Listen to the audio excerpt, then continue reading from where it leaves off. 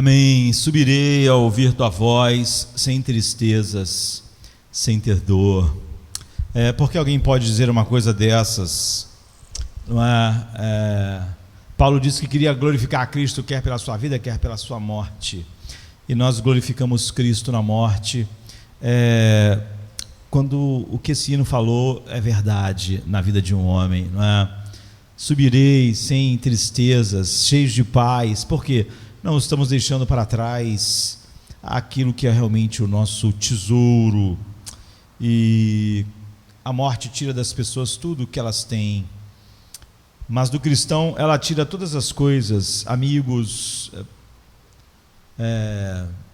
sol, vento, ar, mas dá mais Cristo para ele, e isso é o que ele quer, não é? Então, quando nós pensamos nesses grandes homens de Deus que morreram tão cedo, nós nunca devemos pensar que eles foram cedo demais ou perderam alguma coisa. Eles não perderam nada, não é? E o apóstolo Paulo, ele diz assim em Romanos capítulo 8, a partir do 1: portanto agora já não há condenação para os que estão em Cristo Jesus, porque por meio de Cristo Jesus a lei do Espírito de vida me libertou da lei do pecado e da morte. Porque aquilo que a lei for incapaz de fazer, por estar enfraquecida pela carne, Deus o fez enviando o seu próprio Filho, à semelhança do homem pecador, como oferta pelo pecado. E assim ele condenou o pecado na carne, a fim de que as justas exigências da lei fossem plenamente satisfeitas em nós, que não vivemos segundo a carne, mas segundo o Espírito Santo. Quem vive segundo a carne tem a mente voltada para o que a carne deseja, mas quem, de acordo com o Espírito Santo, tem a mente voltada para aquilo que o Espírito deseja. A mentalidade da carne é morte, mas a mentalidade do Espírito Santo é vida e paz. A mentalidade da carne é inimiga de Deus, porque não se submete à lei de Deus, nem na verdade pode fazê-lo. O verdadeiro evangelho, o verdadeiro homem regenerado, não é? Nós estávamos falando sobre quem morreu cedo. Outro dia eu estava mencionando um escritor que tem uma das obras que mais me abençoaram, não é? E de acordo com ele, Henry Scougal,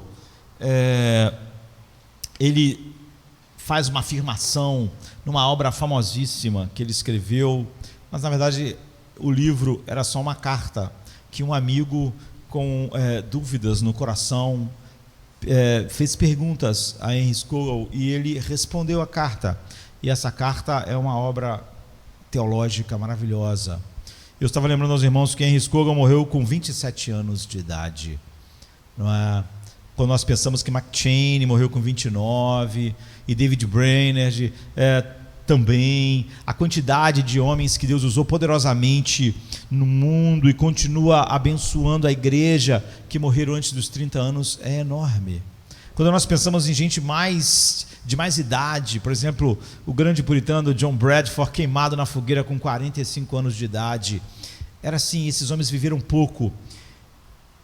Deus tenha misericórdia de nós, de chegarmos a pensar, ou pensarmos em um dia dizer para Deus que nós ganhamos pouco tempo.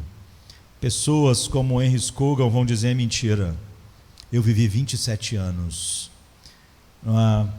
E então, nós vamos começar hoje afirmando a verdade central do livro de Henry Scougal, a vida de Deus na alma do homem, porque esse texto que nós lemos fala sobre a formação da identidade do cristão.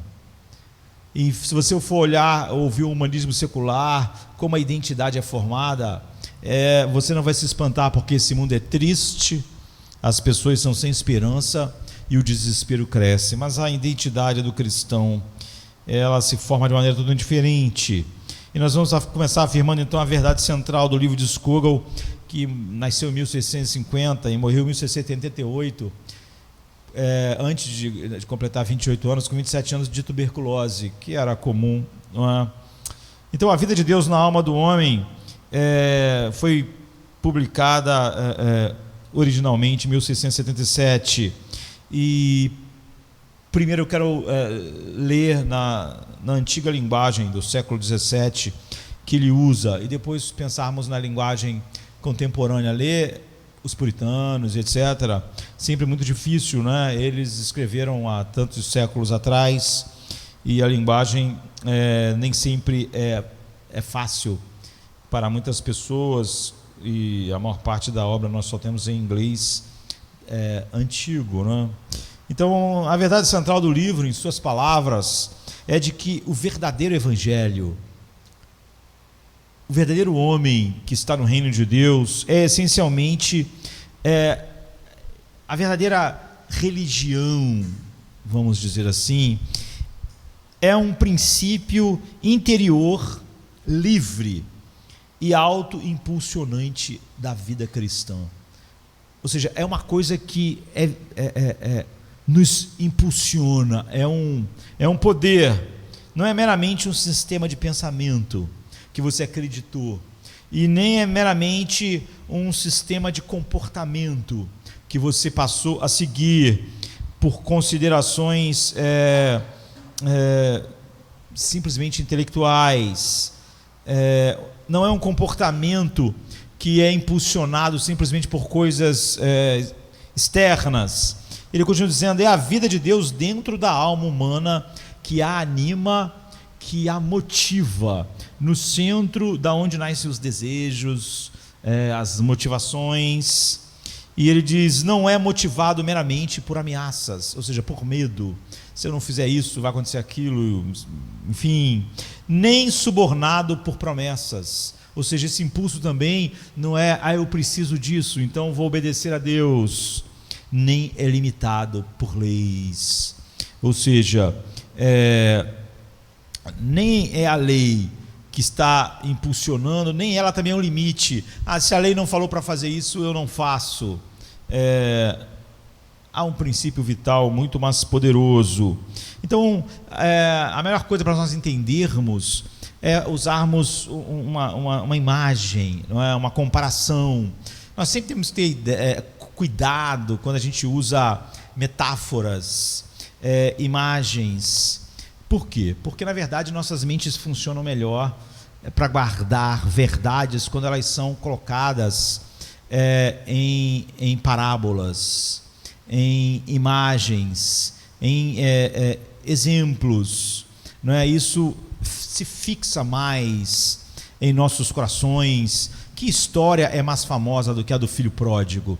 Jesus podia falar a respeito de um coração que não ama Deus e que depois o Espírito Santo traz de volta sem contar a história, mas certamente não teria o poder que tem sobre nós, porque a história, talvez uma das histórias mais famosas, não é? A história do filho pródigo, ela, assim que você a ouve, você lembra de toda a verdade ligada a ela. Então, nós, ao mesmo tempo, temos que ter cuidado, porque as histórias, as metáforas, nunca elas são completas. E se você esticar elas arrebentam. Então é por isso que, às vezes, Jesus usa histórias, parábolas, metáforas, e a Bíblia faz isso, e é ótimo fazer isso, mas, às vezes, você vê metáforas até de coisas que não existem, mas de coisas que eles só te chamam para imaginar, não é? O fato é que cada metáfora e cada parábola contém uma ideia que quer apontar e fixar em nossas mentes, mas ela nunca é completa. Se você esticar, ela tira o propósito. Não é? A parábola do solo, você não começa a estudar a composição química do solo para tentar descobrir uma verdade em cada parte. Quer ensinar apenas uma coisa. Então é por isso que há tantas figuras. Jesus é o pão, mas se a gente só pensasse em pão, em tudo que o pão é, você perde. Então ele também é a água, ele é a rocha, ele é a brilhante estrela da manhã, ele é o maná que desceu do céu, ele é o leão da tribo de Judá, ele é o Cordeiro de Deus. Você vê, mas se você estudar um cordeiro e tudo que do cordeiro você tentar achar Cristo, você perde. Você tem que ficar com aquilo que quer ser mostrado ali. Então é perigoso, porque todas as metáforas são boas até um certo ponto. Então deixa eu olhar para o que Scougal falou na formação da nossa identidade e usar uma imagem, mas sempre mantendo sublinhado o fato de que as metáforas são limitadas. E eu diria que tornar-se cristão, nós vamos sair da linguagem do século XVII, é mais como uma lagarta, se tornar uma borboleta do que um esquerdista se tornar alguém de direita, não é? Ou um progressista se tornar um conservador, não é? Uma larva que se transforma numa borboleta é uma imagem mais adequada, e é útil, é algo maravilhoso e verdadeiro nessa comparação, e também pode haver algo terrivelmente enganoso se você não ficar só no limite da imagem. Todas as comparações, mesmo as que a Bíblia faz, são assim, não é? O reino de Deus é semelhante a um homem que tropeçou num terreno, num tesouro, então. Mas o reino de Deus é muito mais do que isso, não é? Você vai ter que usar outras imagens. E então há algo maravilhoso e verdadeiro nessa comparação, e há algo terrível e enganoso a respeito. Toda comparação é assim. Qual é a coisa maravilhosa? De que o reino de Deus se parece mais com uma larva que se torna uma borboleta do que com um esquerdista que se torna um progressista, alguém de direita, um progressista que se torna um conservador. A coisa maravilhosa e verdadeira é que ser cristão realmente se compara a não ser cristão, com a diferença que há entre a larva e a borboleta. Assim como a diferença entre um cristão e um não cristão verdadeiro é como voar em um jardim se compara a ficar deitado num casulo. Não é? Se você vê o mundo da lagarta lá, da larva, num casulo, e uma borboleta voando, você diz que isso é um universo de diferença entre essas duas coisas. Não é? Quando o comando divino chega a uma borboleta e diz voe, ela não pensa, isso é muito difícil, fica pedindo para mim voar. Voar é uma coisa complicada.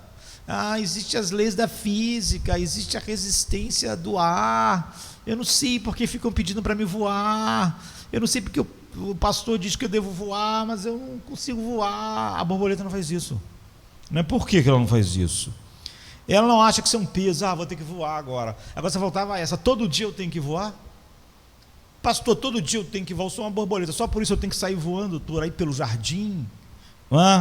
Não. Quando chega a ordem divina para a borboleta voe, ela não sente nenhum peso, ela não sente nenhum medo, ela não sente nenhuma culpa, ela simplesmente faz o que ela foi feita para fazer, ela voa.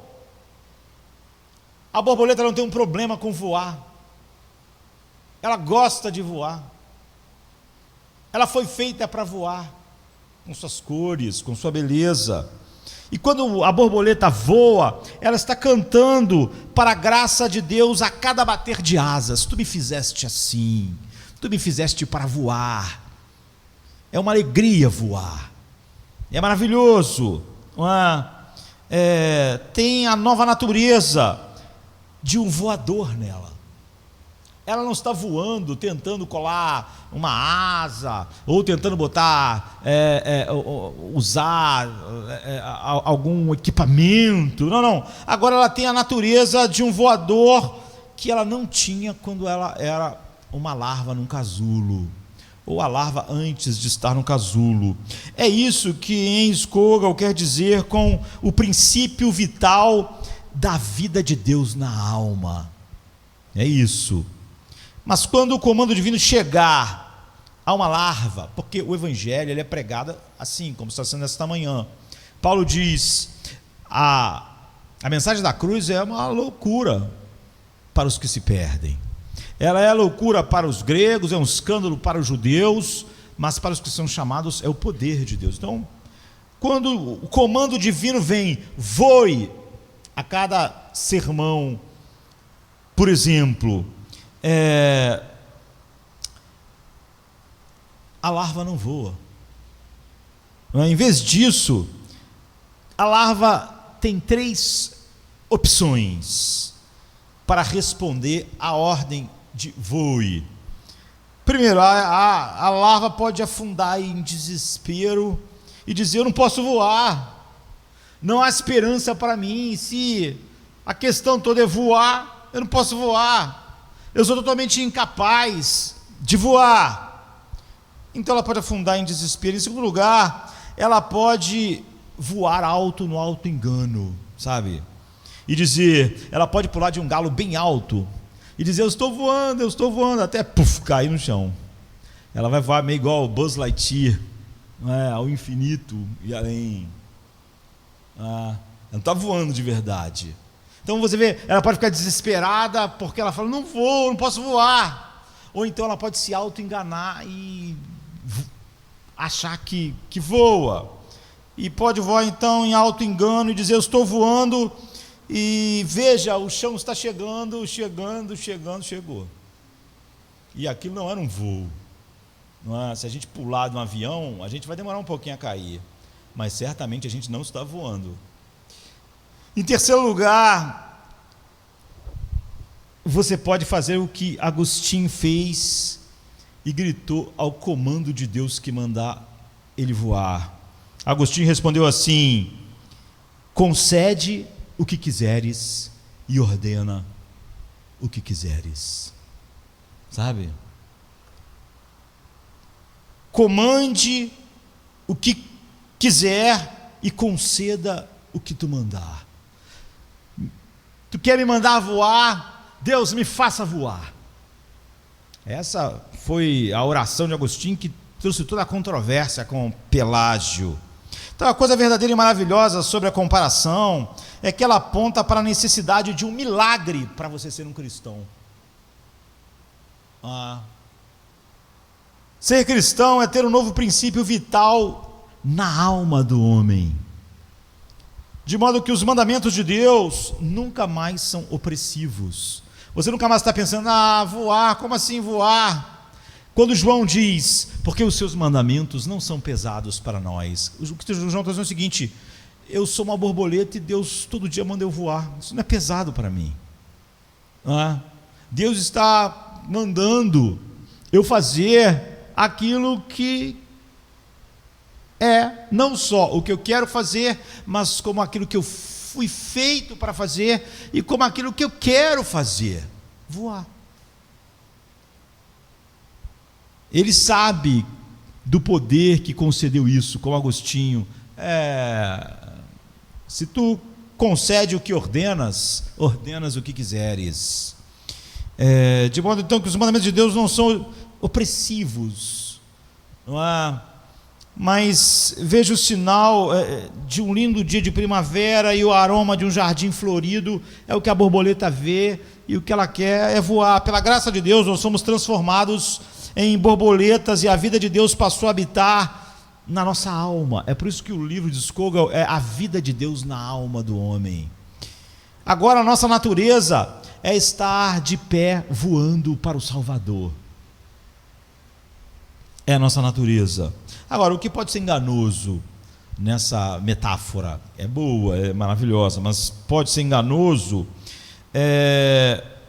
e terrivelmente enganoso na comparação entre uma larva se tornando uma borboleta e um progressista se tornando um conservador. É que pode dar a impressão de que o estudo da palavra, a reflexão, o coração que agora escolhe por causa daquela oração de Agostinho, Quando você olha um cara que mudou de uma ideia filosófica para outra, de uma ideia política para outra, não faz parte do que acontece quando uma larva se torna uma borboleta. Então você pode achar que não tem nenhuma ligação com a nossa mente, com aquilo que a gente ouve, mas o milagre da metamorfose espiritual de uma larva não cristã, como você nasceu no mundo, em uma borboleta cristã, não acontece por meio de processos químicos inconscientes dentro de um casulo. A larva se torna uma borboleta totalmente inconsciente. Simplesmente são processos químicos que transformam ela. Ela não pensa sobre isso. Ela, nesse processo, não tem a sua mente ativa nessa transformação. É tudo inconsciente, quimicamente, biologicamente acontecendo dentro do casulo.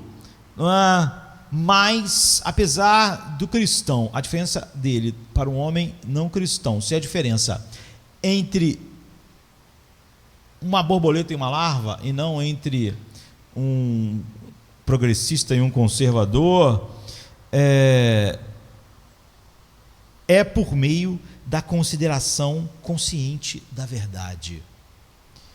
Em todos os lugares da Bíblia, homens e mulheres que são semelhantes a larvas em suas capacidades espirituais são consideradas responsáveis. Jonathan Edwards, ele mostra como todas as incapacidades que faz o homem, não há quem faça o bem, não há quem busque a Deus, não desculpa o homem nada, porque ele tem todo o equipamento moral para fazer isso. Ele tem o equipamento moral para saber que Jesus veio ao mundo, a luz veio ao mundo, ele viu a luz. O problema do homem é que ele não gostou do que viu. Então o homem, quando ele está escravizado, é a vontade dele que está escravizada. Não é que ele não pode entender o que Deus diz, então ele não tem o equipamento necessário para entender. Ele vai fazer o quê? Ele não pode entender. Ele entende, ele não gosta, ele odeia. Você vê, Satanás, ele tem uma mente. Satanás é racional, é inteligente. Satanás é capaz então de entender tudo a respeito de Deus, toda a verdade sobre Cristo. Então qual é o problema de Satanás? O problema é que ele odeia o que ele entende. Jesus diz: os homens amaram as trevas. Então o homem não pode usar a sua incapacidade como uma desculpa, porque a sua incapacidade é fruto do que ele é em sua essência. O homem tentar usar a sua incapacidade como uma desculpa seria como alguém matar o seu pai e sua mãe e depois pedir perdão e clemência ao juiz porque ele é órfão. Não é? Ou seja, ele usar o seu próprio crime como uma desculpa para ser perdoado ou ter a pena abrandada. Juiz, tenha misericórdia de mim, eu sou apenas um órfão no mundo, não é? Eu não tenho papai nem mamãe. O juiz: então você matou eles, você não tem mesmo. Mas isso, o fato de você ser órfão, não te deixa numa condição melhor, mas pior. Então o mensageiro de Deus falam aos homens com persuasão e evidências, e súplicas, e exortações, e comandos, e advertências, e promessas, e raciocínios, e argumentos, e incentivo, e... como eu disse, o homem tem toda a capacidade de entender, e o homem entende. Quando a Bíblia diz que os homens não podem compreender as coisas de Deus, é porque ele não pode compreender como boa, e não pode compreender o que está sendo dito. Eu já usei um exemplo aqui de alguém que quer se suicidar, e quer pular do prédio, e você está lá e você resolve tentar conversar com a pessoa que quer pular do prédio e diz: não faça isso, pule daí. Aí o cara diz: não, a vida não vale nada, a vida é horrível. Você diz: não, você está errado. E o cara diz: por que você não pula comigo? Você diz: eu não consigo entender a razão porque você vai pular. É óbvio que eu consigo entender. Quando eu digo que eu não entendo a razão porque você vai pular do prédio, Não é porque eu não consigo entender o que é pular do prédio, o que é se suicidar. Lógico que eu entendo. O que eu não entendo é que a vida tem um valor infinitamente maior do que as coisas que você está dando importância. E eu não consigo entender como o seu sistema de valores do que é importante e do que não é, pode estar tão desvirtuado. É óbvio que a vida tem valor. Ou seja, quando eu digo que eu não entendo o cara que vai pular da ponte, não é porque eu não entendo o que ele está fazendo racionalmente. Eu não entendo como algo que alguém, olhando a realidade, pudesse abraçar. Então, é assim que os homens se relacionam com as coisas de Deus. Eles entendem. Por que tem tanto cristão que não gosta das doutrinas bíblicas da graça? Porque ele é inimigo da graça de Deus. E ele fica chateado porque ele entende. Tem gente assim para mim: eu não entendo essa doutrina. Logo que você entende, você não gosta dela. Se tu não estivesse entendendo, você ia falar: que bom, isso mesmo. Não é? Era assim, por exemplo, eu tinha um vizinho, até hoje eu carrego essa culpa, seu Sérgio. E eu, assim, de 10 até uns 17 anos, ele tinha mal de Parkinson, seu Sérgio. E era muito legal, assim, eu conheci ele antes de ter mal de Parkinson. E ele morava perto da minha casa, assim, no segundo andar. E todo dia eu passava, ele falava comigo. Só que depois de uns certos anos, ele com mal de Parkinson, eu, depois que já tinha ali uns 12 anos, eu não conseguia entender o que ele falava. Não conseguia. Eu podia prestar atenção, não conseguia. Mas o seu Sérgio sempre queria conversar comigo. O que eu ia fazer? Ele ficava falando, eu falava: seu Sérgio, isso é verdade. Eu pensava: tomara que ele não esteja falando nada terrível. Porque eu estava querendo ser simpático e estava sempre falando, rindo, né? Querendo, eu não ia chorar, não sabia o que ele estava dizendo. Mas eu espero que o seu Sérgio um dia, quem sabe a gente possa se encontrar, né? Ele me perdoe se ele falou coisas tristes, contou problemas, e eu estava sempre com um sorriso nos lábios, achando tudo muito interessante. Eu não conseguia entender o que ele dizia. Não é esse o problema do homem. Não é esse o problema das pessoas. Elas entendem as doutrinas bíblicas da salvação, da soberania do homem, de como todo homem está debaixo da era de Deus e Deus não tem que salvar ninguém. Todo mundo que lê não depende de quem quer, nem de quem corre, mas de Deus usar da sua misericórdia, porque todos pecaram, todos estão destituídos da graça de Deus. Deus salva quem quer e Ele condena quem Ele quiser. As pessoas entendem, por isso que elas não gostam, ficam com raiva. Não há? Há essa contradição. Então, os mensageiros de Deus, eles falam e com persuasão, evidência, súplicas, exortação, que cada homem devia estar voando como uma borboleta para a glória de Deus. Por quê? Porque as belezas e os aromas do jardim onde as borboletas voam são as perfeições gloriosas de Deus. Todo mundo devia sentir prazer nisso, se deleitar nisso. E as perfeições de Deus são mais exaltadas e glorificadas se a conversão de larvas, ou seja, de não cristãos, em borboletas cristãs, vamos dizer assim, se deve ao poder irresistível da beleza do jardim das perfeições de Deus, de tal maneira que eu quero ficar lá voando para sempre, nesse jardim. Eu quero. Não é difícil nem pesado, mas como essas perfeições passam a ser conhecidas pela minha alma e amadas pela minha alma? A resposta é que as perfeições de Deus são conhecidas pela mente e são saboreadas pela vontade. Você vê, não é um processo químico inconsciente num casulo. Portanto, se Deus, tudo que Ele faz é para a glória do seu nome, é pelo amor do seu nome, como nós começamos com a oração de Davi no Salmo 23:3, em que ele diz: guia-me pelas veredas da justiça pelo amor do seu nome. Se isso é verdade, todas as metamorfoses, todas as conversões devem acontecer tratando-se a mente e a vontade do não cristão com a verdade e a beleza convincente do jardim de Deus. Não é que a mente e a vontade ficam de fora, acontece o oposto. A mente sempre pôde compreender e não gostava da verdade de Deus. A luz veio ao mundo, mas o mundo amou as trevas. Então o que acontece não é que inconscientemente eu me tornei como a borboleta se torna, como a larva se torna a borboleta. Não. Alguma coisa aconteceu que a mesma coisa que eu via antes e não gostava, agora é a coisa mais linda que eu vejo. Não é? Por causa da vida de Deus na alma do homem. Então a beleza de Cristo é a beleza que deleita o coração do Pai eternamente. Agora, essa visão dessa beleza está produzindo a mesma coisa em mim. Então, o resumo da comparação. Por um lado, é maravilhoso e verdadeiro dizer que se tornar um cristão é mais como uma larva que se torna uma borboleta. Ou seja, um cristão não tem nada a ver com um não cristão. Não é?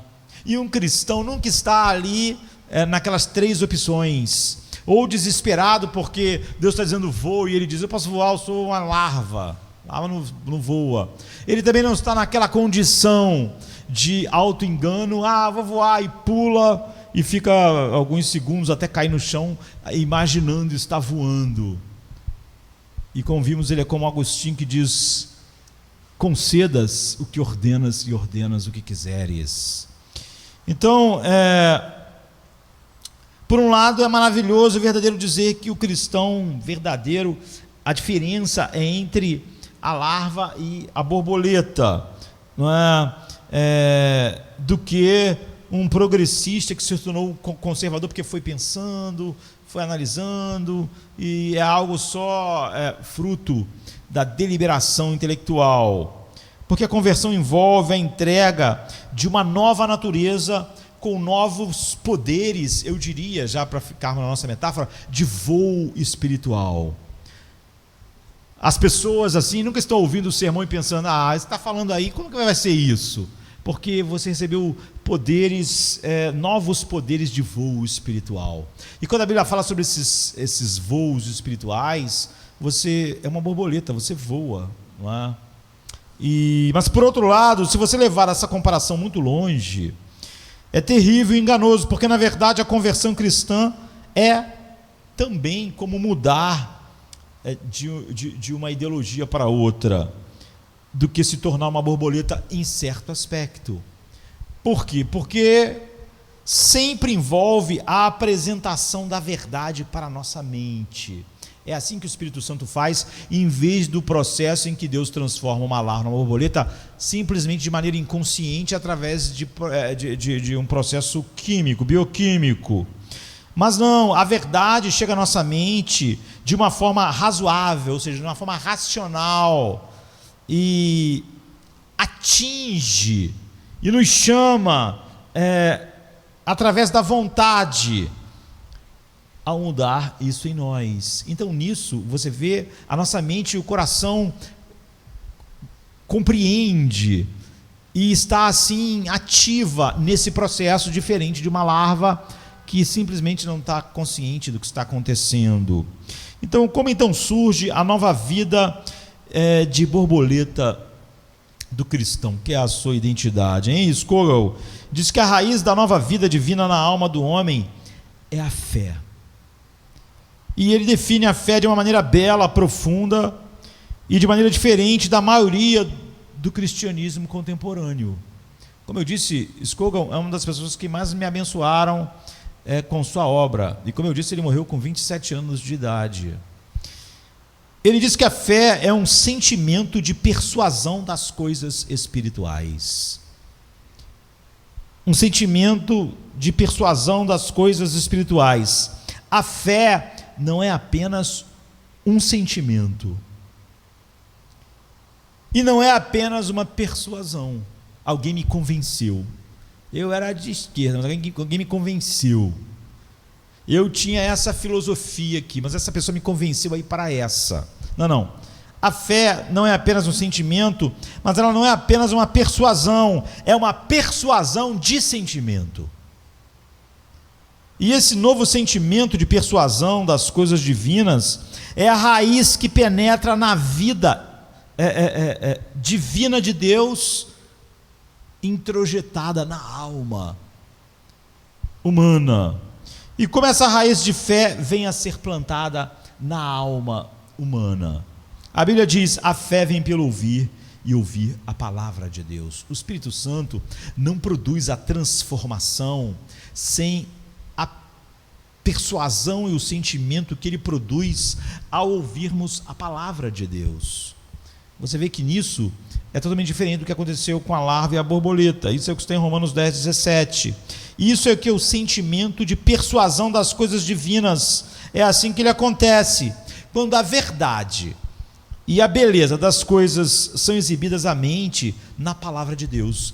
A verdade e a beleza que encanta eternamente e que é, na verdade, o fruto da mente de Deus, são exibidas à nossa mente pela palavra de Deus. E é isso que quero fazer no resto do nosso tempo que nós temos.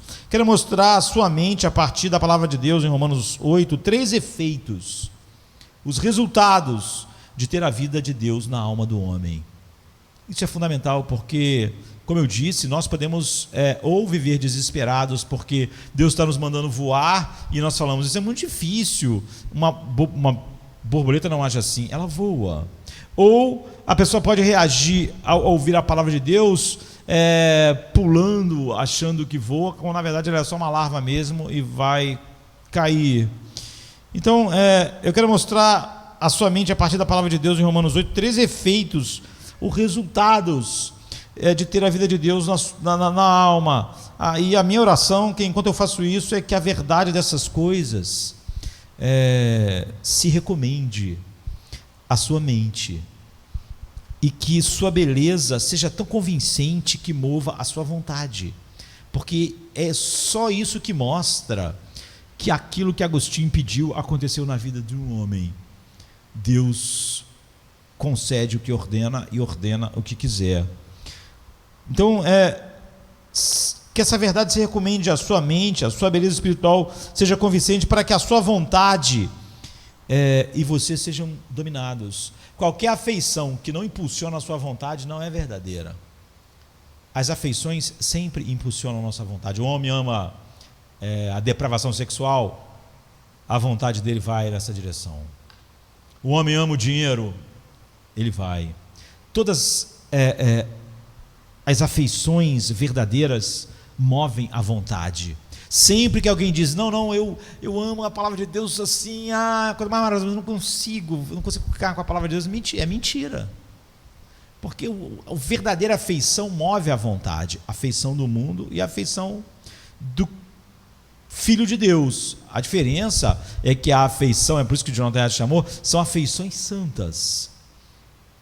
Ela impulsiona a nossa vontade. Se não impulsiona a vontade, não é uma afeição de verdade. Então, convincente o suficiente para que a vontade, que você seja dominado por um sentimento de persuasão dessas grandes realidades espirituais. Por exemplo, quando Paulo diz: a nossa aflição leve e momentânea não são para comparar com a glória que há de nos ser revelada. Você pode dizer: eu creio nisso, estou desanimado porque as aflições são muito pesadas. Não é verdade. Você diz que crê, mas você vê que não há uma persuasão na alma. Ou seja, se você visse a glória que Paulo está falando, as aflições do temperamento seriam leves e momentâneas, porque aquilo ia mover a sua vontade. Mas se não move a vontade, você é capaz de repetir o que Paulo diz, porque intelectualmente dá para entender o que ele está dizendo, mas não há a vida de Deus na alma do homem. Então, a oração é para que você tenha isso e venha desfrutar em sua própria vida para sempre, ou seja aquela borboleta voando para a glória de Deus no jardim das delícias de Deus. 3 efeitos. Em Romanos 8, 9, Paulo identifica os cristãos assim.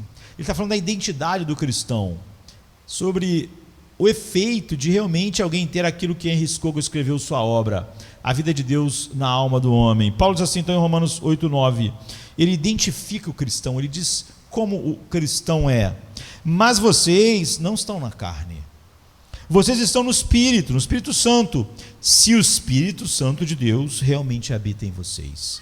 Essa é a primeira coisa. Ele diz: você não está na carne, um cristão não está na carne, está no Espírito, se é que o Espírito Santo habita nele. Cristãos são aqueles em quem o Espírito Santo de Deus habita. Não existe um cristão que o Espírito Santo não habita. Por isso que a ideia é tão comum hoje, que alguém pode ter o Espírito Santo, pode ser cristão, pode ser regenerado supostamente, mas o fruto do Espírito perde para os poderes do pecado. O Espírito não consegue produzir paz, alegria, benignidade, mansidão, por exemplo, amor, paz e alegria, não consegue. Aí o cara morre sem amor, sem paz, desesperado. As pessoas inventam isso. Mas os cristãos são aqueles em que o Espírito Santo de Deus habita. É isso que em Scogel quer dizer com a vida de Deus na alma do homem. O Espírito Santo é a própria vida de Deus. O apóstolo diz assim: aquele que ressuscitou Cristo dos mortos, o mesmo Espírito vai nos levantar da morte também. Nós sabemos que quando a vida foi trazida à existência no mundo, o Espírito de Deus pairava sobre as águas. Então, os cristãos são aqueles em quem o Espírito Santo de Deus habita, e isso é o que Scogel quer dizer com a vida de Deus na alma do homem. Deus vive na alma do homem pela habitação do Espírito Santo. E pela habitação do Espírito Santo, o homem tem vida. E o homem, por exemplo, o amor, que é um fruto, o apóstolo Paulo diz assim: porque o amor de Deus foi derramado em nossos corações pelo Espírito Santo que nos foi dado. Não há como desligar os dois, não há como tirar o amor. Não tenho amor na minha alma, só tenho o Espírito Santo. Não, porque o amor foi derramado pelo Espírito Santo que nos foi dado. Vejamos então esses três efeitos, essas realidades impressionantes da habitação da vida de Deus na nossa alma. Primeiro, há um novo relacionamento. A vida de Deus na alma do homem traz um novo relacionamento com Deus e com o Filho de Deus.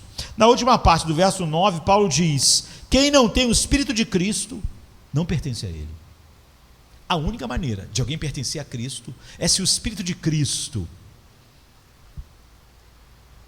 o Espírito que veio mostrar todas as suas belezas, todas as suas glórias e produzir todos os efeitos disso, habita em alguém. Quem não tem o Espírito de Cristo não pertence a Cristo. Em outras palavras, o efeito fundamental de ter o Espírito é que isso faz você pertencer a Cristo. Não ter o Espírito diz que você não pertence a Cristo. Você não é seu. Você, se tem a vida de Deus na sua alma, você sabe que você é de Cristo. Paulo vai falar sempre sobre isso, né? Não sabeis que vocês não são de vós mesmos? Não sabeis que o vosso corpo não é de vocês? Não sabeis que vocês foram comprados? Você não é seu, você foi comprado por um preço. E o Espírito de Deus e de Cristo, que são um, não é? O Espírito Santo, várias vezes na Bíblia, é chamado de o Espírito do Pai. E às vezes o Espírito do Filho, Gálatas 6, habita em vocês, pelos quais vocês clamam Abba Pai. Ou seja, por que alguém pode chamar Deus de Pai de verdade? Porque o Espírito do Filho, do único que eternamente é Filho de Deus, agora habita nele. E porque o Espírito do Filho eterno de Deus habita em mim, Paulo diz, porque o Espírito de Cristo habita em vós, vocês clamam Abba Pai. Ou seja, todas as afeições do coração de vocês veem o Deus como seu Pai de verdade.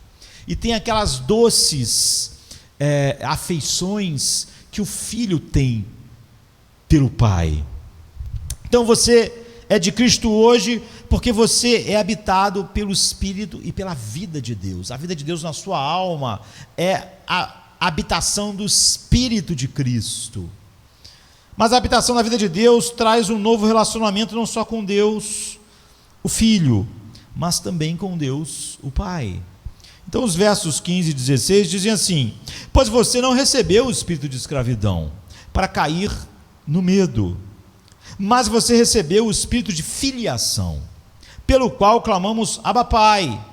E o próprio Espírito testifica com o nosso espírito de que nós somos filhos de Deus. Então o Espírito de Deus a Bíblia chama de o espírito de adoção. Ou dito de outra forma, a vida de Deus na alma do homem cria uma união viva entre pai e filho. Como o pai tem essa comunhão eterna com o filho por toda a eternidade. ou dito de outra forma, a vida de Deus na alma do homem cria essa união entre pai e filho. A natureza do pai é transmitida ao filho. E o antigo relacionamento de escravo, é o que Paulo estava dizendo, com o proprietário, é totalmente mudado. O temor da lei, que a escravidão do pecado fez, é mudado para os sentimentos e as afeições que Cristo tem pelo seu Pai. Porque o Espírito do Filho habita em nós. É um novo impulso. Você vê, não é uma persuasão mental. É o impulso vindo das fontes da vida, da vontade. Então é livre. Agora esse poder governa as nossas vidas. Não através do medo e da escravidão covarde, mas da filiação alegre. Aquilo que Deus diz chega a nós com alegria da nossa filiação. Em segundo lugar, a segunda marca é que há uma nova liderança em nós. A segunda coisa que a vida de Deus na alma traz é uma nova liderança. Versículo 14 diz assim: todos os que são guiados pelo Espírito de Deus são filhos de Deus. Quando o Espírito de Deus invade a alma do homem, surge um novo líder, a saber, Deus, e não mais o pecado em nós. Mas a liderança não é a restrição externa de um proprietário de escravo, porque você vê, um proprietário de escravo faz o escravo obedecer. O escravo obedecia ao seu senhor, obedecia a vida inteira, mas porque ele tinha medo dos grilhões, tinha medo do chicote, tinha medo do poder, e tinha medo. Paulo diz: não, vocês não receberam o espírito de escravidão para estarem de novo com medo. Não é a restrição. Quando o Espírito de Deus invade a alma, como está dizendo aqui, todos os que são guiados pelo Espírito de Deus são filhos de Deus. Quando o Espírito de Deus invade a alma do homem, surge um novo líder, que é Deus, mas a liderança não é uma restrição externa. Eu queria arrebentar as correntes, fugir. Ou seja, não é a restrição externa de um proprietário de escravo, é a liderança de um novo princípio interno de vida. É como Cristo obedece ao Pai. Ele é igual a Deus. Sendo igual a Deus, não teve por usurpação ser igual a Deus, antes se submeteu e obedeceu. Jesus obedece o Pai porque Ele é Deus. Por isso, porque Ele é Filho, e nós recebemos o espírito de filiação. Então é a liderança de um novo princípio interno de vida, como diria em grande parte da sua obra Henry Scougal. O Espírito ama as coisas de Deus, o Espírito ama Cristo, o Espírito quer revelar Cristo, o Espírito bota Cristo no lugar mais alto, e é isso que Ele produz em nós. O Pai faz a mesma coisa. Então a liderança de um novo princípio interno e não externo, né? Então o Espírito ama as coisas de Deus e por isso Ele conduz, transmitindo esse amor pelas coisas divinas e sagradas em nós. Ele faz isso como? O amor de Deus foi derramado em nossos corações pelo Espírito Santo que nos foi dado. E assim os mandamentos de Deus não são pesados, porque nós temos a natureza de Deus dentro de nós. A natureza que produz essas afeições eternamente em Deus, agora estão em nós. Quando Deus diz para nós, voe como borboletas, nós não pensamos, como assim voar? Não é? Voar é o que a borboleta faz, ela podia ficar voando sempre. Não é? As monarcas, as borboletas mais incríveis, né? elas colocam ovos lá nos Estados Unidos. É a maior imigração de animais invertebrados que existe. Elas vão 4.000 quilômetros e elas se juntam em umas montanhas no México, uma quantidade incrível. Elas são lindas, né, as monarcas. E imagina voar 4.000 quilômetros. Você vê por que as monarcas fazem isso? Porque elas não ficam lá nos Estados Unidos, lá no Canadá, porque elas são monarcas. Elas fazem essa imigração gigantesca.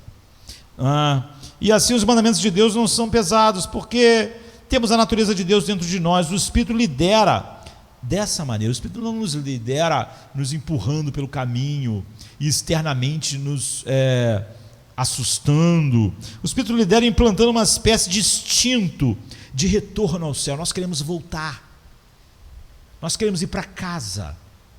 É assim que as baleias migram, é assim que os animais migram, é assim que as monarcas migram. Elas querem ir para a sua montanha no México. Alguém pode dizer: pô, mas você já não está numa montanha, você já não está aqui, você vai voar 4.000 quilômetros, para quê? Vai gastar a maior parte da sua vida voando para chegar lá no México. É um desperdício. A monarca quer chegar em casa. Ela sabe que não tem volta na sua viagem. E ainda assim ela vai fazer isso. Para mudar a imagem, a liderança do Espírito Santo é tão poderosa e ainda assim a nossa resposta é tão livre. A nossa resposta à liderança do Espírito Santo é tão livre que a Bíblia chama isso de fruto. Não há nada mais livre do que o fruto. O efeito da liderança do Espírito não é chamado de obra. O Espírito Santo está querendo que eu faça isso, vou ter que fazer, vou ter que ir nessa direção, porque o Espírito Santo quer. Não. A Bíblia chama de fruto. Uma árvore não é assim. A mangueira não fica pensando: vou ter que dar manga esse ano, que chato esse negócio de dar manga, eu já estou cansado de dar manga. Não. O fruto é uma coisa tão natural, não é verdade? A árvore produzir frutos é tão natural. Então, a liderança do Espírito Santo é tão poderosa, interna, que a imagem de como ele nos lidera,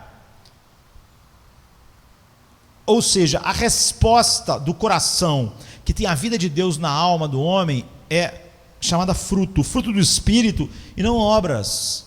Em Gálatas 5:22, o Espírito conduz ao fruto da justiça. E ele fez isso como? Não falando para uma árvore todo dia: você tem que ser uma árvore boa, hein? Vamos produzir frutos bons, hein? Você precisa fazer essas porcarias desses frutos que você faz, aí é tudo venenoso. Isso aí não, ele não faz isso. Ele nos torna uma árvore boa. E árvore, Jesus diz, uma boa árvore dá bons frutos da sua natureza, e a árvore má dá maus frutos. A liderança do Espírito é totalmente poderosa, mas você vê, é tão livre que o resultado é chamado de fruto. E ele nos liderou então como? Nos transformando numa árvore boa. Em terceiro lugar, há uma nova liberdade. Isso já nos leva à terceira coisa que a vida de Deus na alma traz, a saber, uma nova liberdade. O versículo 2 diz assim: a lei do Espírito de vida em Cristo Jesus me libertou da lei do pecado e da morte. Os cristãos não são ilegais, não é? Existe uma lei em Cristo Jesus, mas é algo muito diferente do que o mero código escrito numa tábua no Monte Sinai. Essa lei é escrita no coração, não apenas nos diz para não pecar, vem com o poder de quebrar a nossa escravidão ao pecado. Não apenas nos diz para não pecar, mas faz aquilo que Agostinho estava dizendo: concedas o que ordenas e ordenas o que quiseres. Portanto, nos liberta da morte, que é a pena do pecado. E é chamada nesse versículo de a lei do Espírito de vida. Porque não é nada menos do que o próprio Espírito de Deus escrevendo a vontade de Deus em nossos corações. Ele chamou isso de lei por isso. Tem uma lei escrita. Mas como o Espírito Santo põe a vontade de Deus em nossos corações, é como se ele tivesse escrito a lei de Deus lá. Então, não é nada menos que o Espírito Santo escrevendo a vontade de Deus em nossos corações, para que, como diz o verso 4, a justa exigência da lei possa ser cumprida em nós, que andamos não segundo a carne, mas segundo o Espírito. Portanto, a vida de Deus na alma do homem nos liberta do domínio do pecado, não batendo o pé quando a gente dá um passo errado, não batendo a varas, deu um passo errado, olha lá, hein, vi que tu está andando um pouco para a esquerda aí, mantenha-se, Olha o aguilhão aqui, que o boi, o pessoal espeta o boi, né? Fica um caminho, hein? O Espírito Santo não guia a gente assim, não é? Mas estampando-se com sua própria natureza em nosso coração e fazendo de sua própria vontade aquilo que nós amamos fazer. Então, quando Deus diz para a borboleta, voe, ela não pensa, o que é isso, voar? Como assim voar? Isso não tem nada a ver comigo, voar. Então, a maior liberdade do mundo é se tornar o tipo de pessoa que adora fazer as coisas as quais não há lei. Guarde isso, a maior liberdade do mundo é você se tornar um tipo de pessoa que você adora fazer coisas contra as quais não há lei. Não é por isso que você está fazendo. Gálatas 5:23 diz assim, mas o fruto do Espírito é amor, é alegria, é paz, é paciência, é amabilidade, é bondade, é fidelidade, é mansidão e domínio próprio, e contra essas coisas não há lei. Então, eu quero ir para o fim dizendo, Deus é esquizofrênico, porque aqui Paulo tem de enfrentar um problema que você podia pensar, entre aspas, em esquizofrenia em Deus. Por um lado, ele nos ensinou muito claramente nesse livro que todos nós pecamos e carecemos da glória de Deus. Romanos 3:23. Em Romanos 6:23, ele diz que o salário do pecado é a morte. E em Romanos 1:18, ele diz que a santa ira de Deus é revelada contra toda a impiedade e injustiça dos homens. Mas aqui em Romanos 8:2, Deus, o justo e santo juiz de toda a terra, envia o seu Espírito Santo não para punir pecadores, mas para libertá-los do poder do pecado e da sentença da morte. Então, como assim eu falei que Deus não é esquizofrênico, apesar dessas realidades? Deus odeia o pecado, e é Ele que pune o pecado.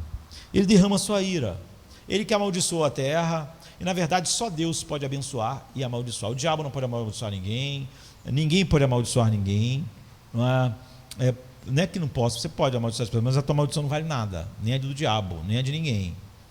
Só Deus pode abençoar, por isso só Ele pode amaldiçoar, só Ele vai dizer, malditos para o fogo eterno, e pronto. Ou Ele vai dizer, benditos, vinde benditos, e pronto. Ele que disse, agora maldita é a terra por sua causa, agora tu és pó e ao pó voltarás. Todas as maldições da Bíblia verdadeira, elas fluem da boca de Deus. Da boca de Deus fluem maldições e bênçãos. Então, Ele odeia o pecado e derrama sua ira sobre os pecadores, ou Ele envia o seu Espírito para libertar os pecadores condenados ao controle do pecado, que faz parte da maldição da morte. Ele faz o quê? Ele faz as duas coisas. Então a solução que Paulo vê é o versículo 3, que diz, pois Deus fez que a lei, enfraquecida pela carne, não podia fazer, enviando o seu próprio Filho em semelhança de carne pecaminosa, e pelo pecado ele condenou o pecado na carne, antes de Deus fazer um acordo com o Espírito Santo. E é isso que é uma aliança, é um acordo. Quando nós falamos sobre uma aliança eterna, é porque as três pessoas da Santíssima Trindade, lá na eternidade, antes de a primeira coisa ser criada por Deus, fizeram um acordo. Mas antes do Pai fazer um acordo com o seu Espírito, de que o Espírito deveria ir e libertar pecadores do poder do pecado, e libertar pecadores da sentença da morte, Ele primeiro fez uma aliança com o seu Filho, para que o Filho carregasse as maldições dessas pessoas. Portanto, quando o Espírito de Deus sai para libertar um povo escolhido do domínio do pecado e da sentença da morte, não é porque Deus deixou de odiar o pecado ou que Ele deixou de ser um juiz justo que vai punir o pecado. É porque o justo e terrível juiz do mundo, que odeia o pecado com ódio infinito, por seu muito amor com que nos amou, Ele nos deu o seu Filho na eternidade. Em amor, Ele nos predestinou para sermos conforme a imagem do seu Filho. E Ele colocou o seu Filho em nosso lugar, e o Filho aceitou abraçar a ira infinita para a nossa absolvição eterna. Então há uma harmonia e uma unidade completa na Trindade. Portanto, não há o menor sinal de esquizofrenia na divindade. Há harmonia e unidade completa enquanto a Trindade conspira, entre aspas, para redimir um povo, não por causa do povo, mas para o louvor da glória, da graça de Deus eternamente, o que mostraria mais perfeitamente as glórias do seu Filho. Com riquezas do seu amor, o Pai planejou a salvação do seu povo pecador. Esse povo é do Pai. É por isso que Jesus diz assim: eram teus e tu me destes. Porque o Pai é que nos escolheu em Cristo antes da fundação do mundo. Eram do Pai, e o Pai deu ao Filho, antes que o Espírito Santo pudesse fazer o que ele faz. E ele faz uma aliança com o seu Filho de permanecer no lugar da ira até que ela se esgotasse, a ira que era destinada ao povo que ele deu ao seu Filho. Então ele se volta, por assim dizer, para o Espírito Santo nessa mesma aliança, depois do Deus Filho aceitar fazer isso, e diz: então, não tema que estejamos trabalhando contra os propósitos, não é? Pela morte do meu Filho, eu absolvi meu povo de todos os seus pecados e tirei toda a culpa. É por isso que esse texto começa com: nenhuma condenação há para os que estão em Cristo Jesus.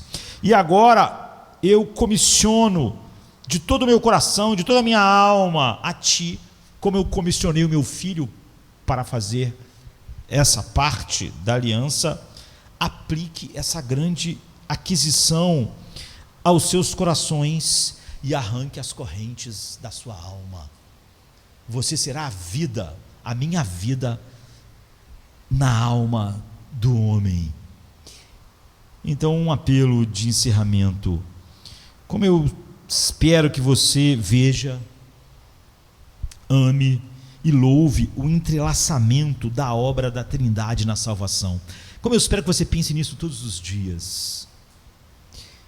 O Pai planejou, o Filho comprou, e agora o Espírito Santo, que é a própria vida de Deus em sua alma, está aplicando, libertando você das cadeias do pecado, que não tem lugar de direito na alma dos redimidos. Então, nós somos agora levados, advertidos, porque a graça de Deus trabalha pelos meios que Ele quer mostrar o valor infinito da sua glória. Veja o Espírito Santo, adore o Espírito Santo, contemple a glória do Espírito Santo, não resistindo nenhum impulso do Espírito Santo, não entristecendo. O que entristece o Espírito Santo? Quando a Bíblia diz assim: não entristeçais o Espírito Santo, nos quais vocês estão selados. Qualquer coisa que você não faz para honrar Cristo entristece o Espírito Santo. Ele diz: eu vou mandar o meu Espírito, ele vai testificar sobre mim. A única coisa que o Espírito Santo faz é levar nós a amarmos, nos deleitarmos e vivermos para Cristo. Qualquer coisa na sua vida que encubra o valor de Cristo, a sua ansiedade, encobre o valor da suficiência de Cristo. Então, isso entristece o Espírito Santo, no qual você foi selado. Porque o Espírito Santo ama o Filho, como o Pai ama o Filho. Toda vez que nós resistimos à obra do Espírito, essa palavra às vezes é interpretada de alguma maneira. Resistir à obra do Espírito é tudo em nossas vidas que não aponta para a suficiência, o valor e a beleza de Cristo. O mundo, todos os seres humanos resistem ao Espírito Santo, no sentido de que eles não estão vivendo para a glória de Cristo. Quando o Espírito Santo nos chama eficazmente, isso é quebrado, e nós contemplamos a glória de Deus na face de Cristo. E como nós continuamos diariamente avançando, sem entristecer o Espírito, atentos a qualquer coisa que não manifeste a glória de Cristo em como eu vivo, em como eu reajo às situações. Quando Paulo diz: eu quero que Cristo seja glorificado, quer pela minha vida, quer pela minha morte, não há nada mais que engrandeça, alegre o Espírito Santo.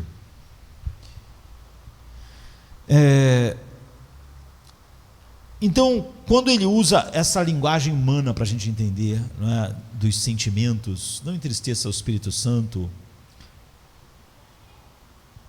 ele está falando sobre o quanto o Espírito Santo ama o Filho, se deleita no Filho, e tudo que ele faz é revelar a nossa alma, a beleza do Filho.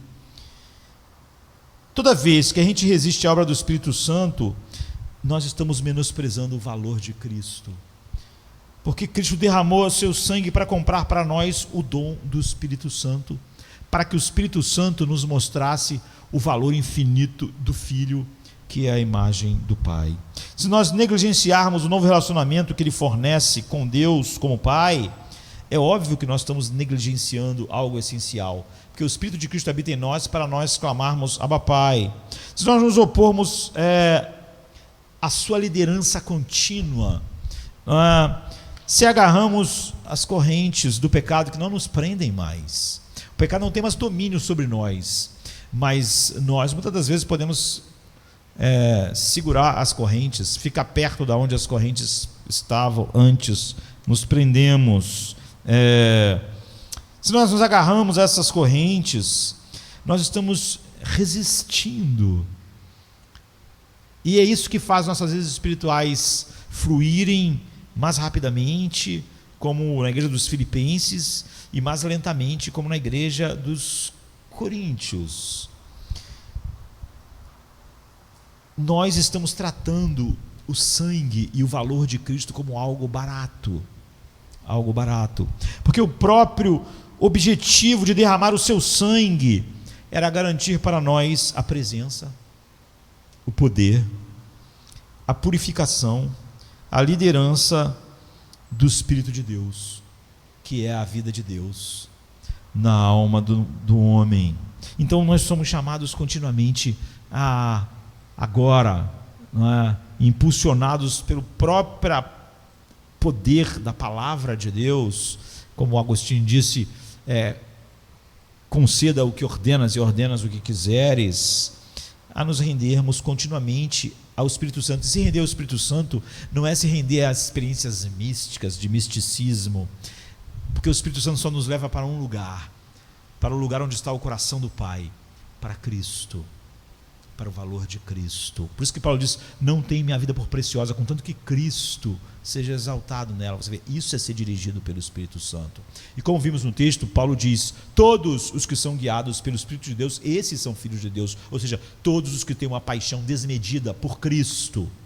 É por isso que Pedro disse: porque vocês não tendo visto a mais, e não o vendo agora, se regozijam nele com uma alegria indizível e cheia de glória. Isso é evidência de que o Espírito Santo está naquelas pessoas.